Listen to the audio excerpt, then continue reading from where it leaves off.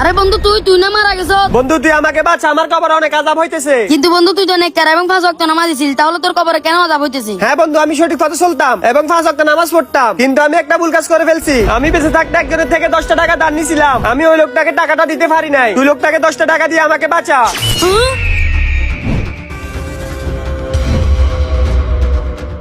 অনেক বাড়িতে আসস তুই?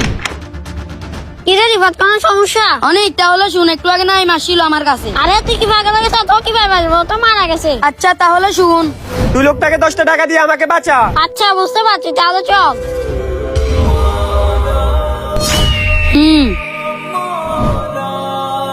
আরে ভাই, আমার বন্ধু নাই মরার আগে আপনার থেকে 10টা টাকা দান নিছিল, কিন্তু ও টাকাগুলো দিতে পারে নাই। অনেক টাকাগুলো দে।